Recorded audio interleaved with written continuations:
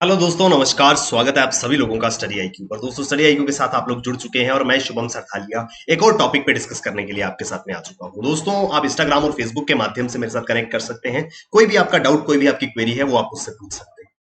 जिस विषय पे हम बात करने वाले हैं, इस विषय का संबंध जो है वो सिविल सर्वेंट से है। तो केंद्रीय मंत्री डॉक्टर जितेंद्र सिंह जी ने हाल ही में सिविल सेवकों के लिए, सिविल सर्वेंट्स के लिए एक डिजिटल लर्निंग फैसिलिटी को जो है वो इनॉग्रेट किया है। क्या है ये डिजिटल लर्निंग फैसिलिटी और क्या ये पूरा का पूरा न्यूज आर्टिकल है, इसको हम यहाँ पर विस्तार से समझेंगे। दोस्तों, एक आर्टिकल जो है वो कुछ दिन पहले न्यूज में था, जहां पर union minister doctor Jitendra Singh inaugurates digital learning facility for civil servants. Civil servants यानी कि आईएएस आईपीएस ऑफिसर्स, ब्यूरोक्रेट्स जिनको कहते हैं। तो union minister doctor Jitendra Singh inaugurated a digital learning facility for civil servants at institute of secretariat training and management, ISTM. Institute of secretariat training and management में एक digital learning facility को जो है वो डॉक्टर जितेंद्र सिंह जी ने इनॉग्रेट किया है। आईएसटीएम, पहले इसके बारे में बात करेंगे, एक प्रीमियर सेंट्रल ट्रेनिंग इंस्टीट्यूट है जो कि डिपार्टमेंट ऑफ पर्सोनल और ट्रेनिंग के अधीन आता है। डीओपीटी के अंदर केंद्रीय प्रशिक्षण संस्थान है जो कि प्रशिक्षण विभाग के तहत डिपार्टमेंट ऑफ पर्सोनल ट्रेनिंग के अधीन आता है। इस आईएसटीएम में एक digital learning facility civil servants के लिए जो है उसको लॉन्च किया गया है। क्या होगा इस डिजिटल लर्निंग प्लेटफॉर्म से? This digital learning platform will further extend the citizen centric reforms initiated by government under mission Karmayogi. केंद्र सरकार के मिशन कर्मयोगी के तहत जो सिटीजन सेंट्रिक रिफॉर्म्स है, यानी कि नागरिकों की ओर केंद्रित सुधार, यानी कि नागरिकों को केंद्र में रख के कुछ सुधार लाने की बात जो है वो की जा रही है।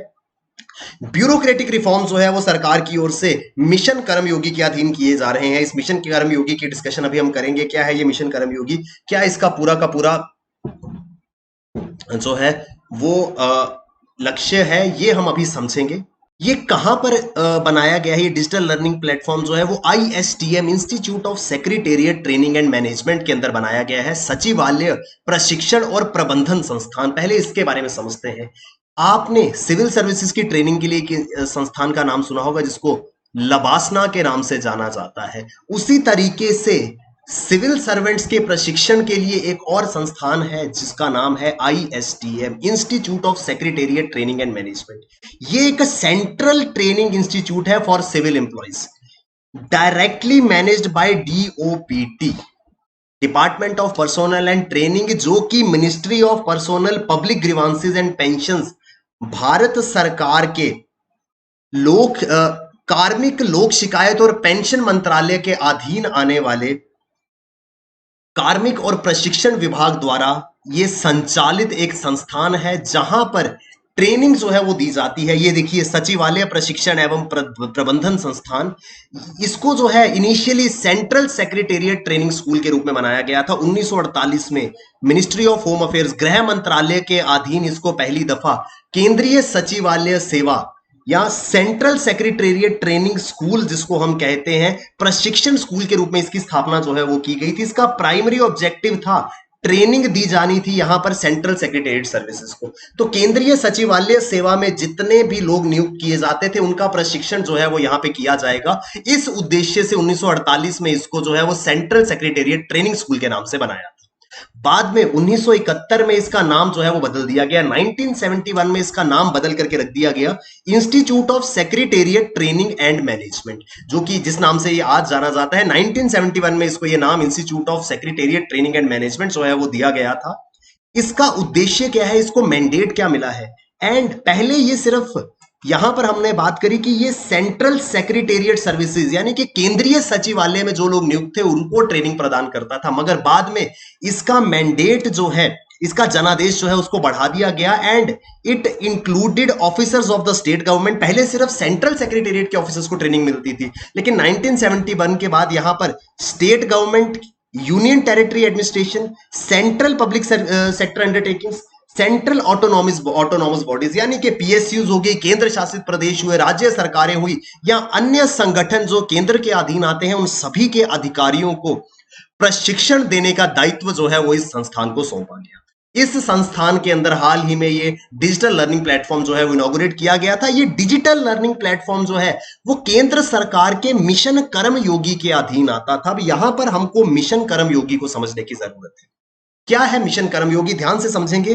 The national programme for civil services capacity building, national programme for civil services capacity building, NPCSCB, इसको जो है एक नाम दिया गया है मिशन कर्मयोगी। तो मिशन कर्मयोगी जो है इसको 2 सितंबर 2020 को, लास्ट ईयर, इसको जो है वो केंद्र सरकार ने लॉन्च किया था। इसका ऑब्जेक्टिव क्या था?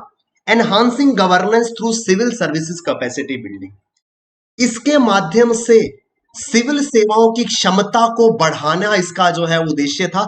इस कर्मयोगी से हम, इस मिशन कर्मयोगी से हम सिविल सर्वेंट्स की कैपेसिटी बिल्डिंग जो है वो करेंगे। मिशन कर्मयोगी देश के सिविल सर्वेंट्स को ट्रेनिंग इसके अंतर्गत दी जा रही थी, उनको प्रशिक्षण दिया जा रहा था ताकि और बेहतर तरीके से वो काम कर सके। अलग अलग चीजें इसके अंदर जो है वो आएंगी, इनको थोड़ा सा हम समझेंगे। एज पर द गवर्नमेंट, सरकार के अनुसार mission Karmayogi envisages to prepare Indian civil servants for the future. सरकार के अनुसार इस मिशन कर्मयोगी से भारतीय सिविल सेवकों को और अधिक रचनात्मक, कल्पनाशील, पेशेवर, प्रगतिशील, ऊर्जावान, सक्षम, ये सारे के सारे गुण जो है वो प्रदान करने का लक्ष्य था। यानी कि making our civil servants more imaginative, innovative, constructive, creative, proactive, professional, progressive, energetic and enabling transparent and technology enabled civil services. यानी कि सिविल सेवकों को कुछ नए गुण सिखा करके उनको पहले से ज्यादा कल्पनाशील, रचनात्मक, अगर हम आसान भाषा में कहें तो उनकी कैपेसिटी बिल्डिंग, उनको जो है वो और बेहतर तरीके से काम करने की ओर ये मिशन कर्मयोगी जो है इसका उद्देश्य, इसका ऑब्जेक्टिव जो है वो रहने वाला था। इस मिशन कर्मयोगी के बेनिफिट्स क्या है, लाभ क्या है?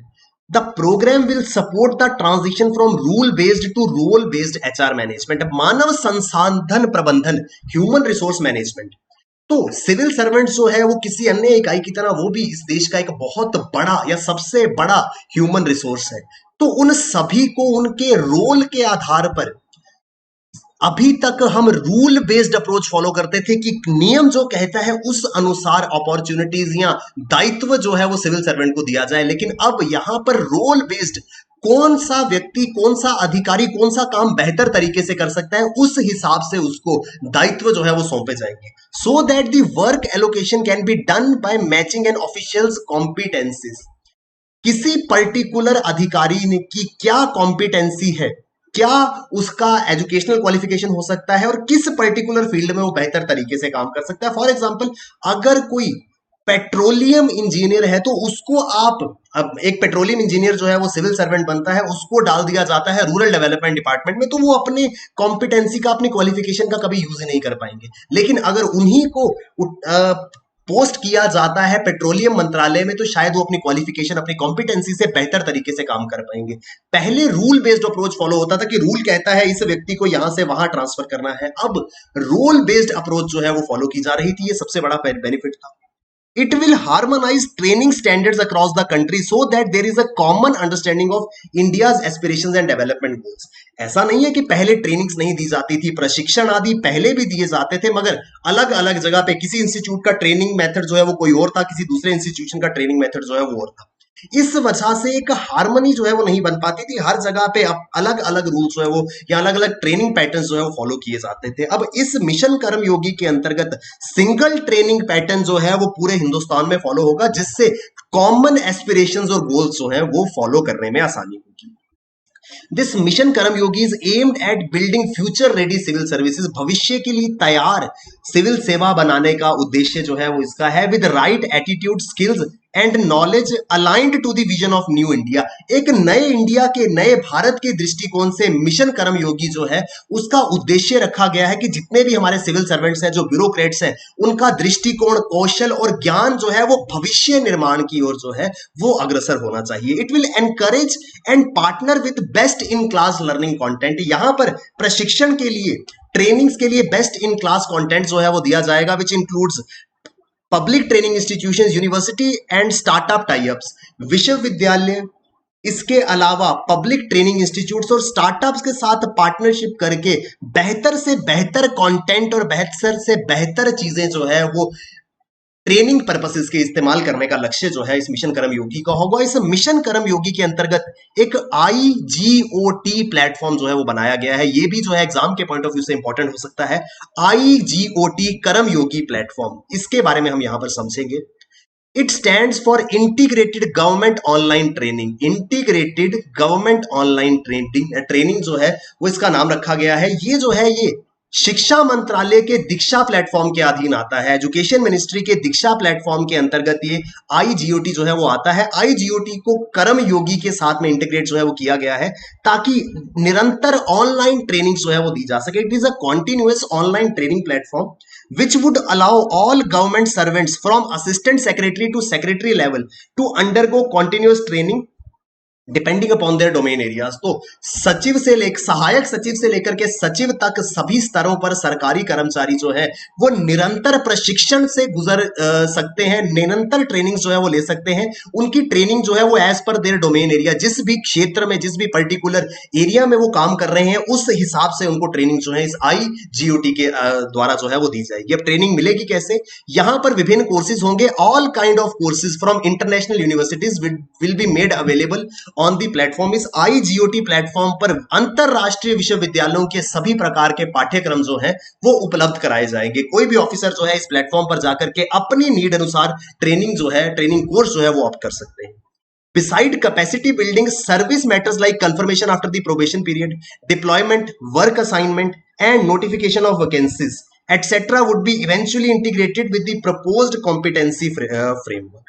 यानी कि कैपेसिटी बिल्डिंग तो हो रही है, ट्रेनिंग आदि तो चीज आ रही है, उसके अलावा यहां पर प्रोबेशन पीरियड की कंफर्मेशन, जब किसी भी ऑफिसर का प्रोबेशन पीरियड खत्म होता है तो एक कंफर्मेशन उनको दी जाएगी। डिप्लॉयमेंट होगी, वर्क असाइनमेंट, जो भी कार्य उनको सौंपे जाएंगे वो सारे के सारे इस IGOT प्लेटफॉर्म की मदद से जो है वो समझ पाएंगे, जान पाएंगे। ये पूरा का पूरा पैटर्न है मिशन कर्मयोगी का, IGOT प्लेटफॉर्म का। साथ ही साथ में एक डिजिटल लर्निंग सेंटर जो ISTM में हाल ही में केंद्रीय मंत्री द्वारा लॉन्च किया गया था।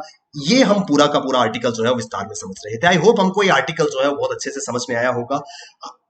इसी तरीके से दोस्तों आप इन डेप्थ एनालिसिस हम अलग अलग चीजों का करते हैं ताकि एग्जाम के अंदर अगर कोई भी सवाल हमको इन चीजों से संबंधित पूछा जाता है तो उसका आंसर हम बेहतर तरीके से दे सके। थैंक यू वेरी मच दोस्तों, all the best, keep working hard, bye bye, take care, Jai Hind.